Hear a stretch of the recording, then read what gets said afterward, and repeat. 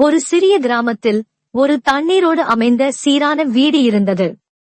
அந்த வீட்டில் ஒரு எளிய மீனவர் தன் குடும்பத்துடன் வாழ்ந்து வந்தார். அவரது வாழ்வாதாரம் தண்ணீரிலிருந்து கிடைக்கும் மீன்களைப் பற்றியது. ஆனால் கடந்த சில நாட்களாக அவர் பிடித்த மீன்கள் மிகவும் குறைவாக இருந்தன. அதனால் அவரும் அவரது குடும்பமும் துன்பப்பட வேண்டும் என்ற நிலை ஏற்பட்டது. மற்றொரு காலை. ஒரு காலை மீனவர் தன் பழைய வலைகளை எடுத்துக்கொண்டு ஆற்றில் சென்று மீன்களை பிடிக்க ஆரம்பித்தார். ஆனால் பல மணி நேரங்கள் முயற்சித்தும் ஒரு மீனும் பிடிக்க முடியவில்லை. அவர் மிகவும் நொந்து வேகமாக வலைகளை மீண்டும் ஆற்றில் வீசினார். அப்போது வலையிலிருந்து ஒரு பிரகாசமான பொன் வெளிச்சம் அவரை கவர்ந்தது. அவர் வலைகளை கவனமாக வெளியே எடுத்தார். அதில் ஒரு ராட்சத தங்க மீன் சிக்கியிருந்தது. அந்த மீன் சூரிய ஒளியில் பிரகாசமாக ஜொலித்தது. தங்க மீனின் மாயக்குரல். மீனை பார்த்த மீனவர், என்ன ஒரு அருமையான மீன்!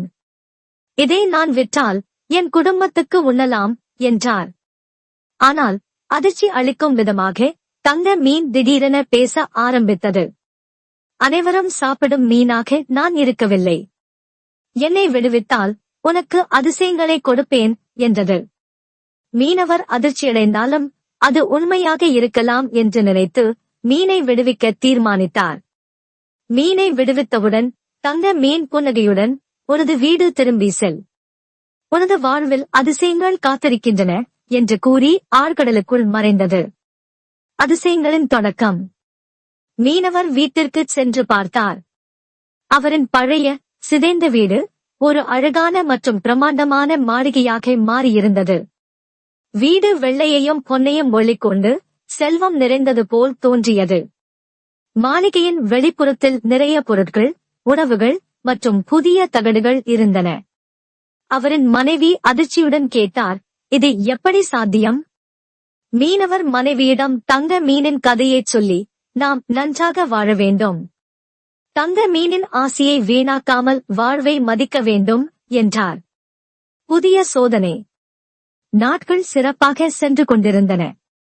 ஆனால் தன் செல்வத்தால் பொறாமைப்பட்ட சில கிராமவாசிகள் இந்த அதிசயங்களின் பின்னால் ஏதோ மந்திர சக்தி இருக்கலாம் என்று நினைத்தனர். அவர்கள் மீனவரின் வீட்டில் என்ன நடந்தது என்பதை தெரிந்து கொள்ள முயற்சித்தனர். ஒரு நாள் மீனவரின் நண்பர் ஒருவர், இந்த தங்க மீனின் சக்தியை பயன்படுத்தி இன்னும் அதிக செல்வம் கேட்போம் என்று கேட்டார். ஆனால் மீனவர், அது ஒரு வரம், அதையும் நம் எளிமையான வாழ்க்கையையும் நாமே மதிக்க வேண்டும் என்று கூறி ஒதுக்கினார். சந்தோஷ வாழ்க்கை. மீனவரும் அவரது குடும்பமும் தங்க மீனின் வரங்களை வெகுஜனமாக பயன்படுத்தாமல் எளிய வாழ்க்கையில் மகிழ்ந்து வாழ்ந்தார்கள். அதனால் கிராமவாசிகள் அவர்களை மரியாதை செய்ய ஆரம்பித்தனர். தங்க மீன் மீண்டும் மீனவரை சந்திக்கவில்லை. ஆனால் அதன் மந்திர சக்தி அவரின் மனதில் என்றும் இருந்தது. கதை நீதி குறிப்பு. அறிவு, நன்றி மற்றும் எளிமையான வாழ்க்கை வாழ்க்கையின் மிகப்பெரிய செல்வங்களாகும்.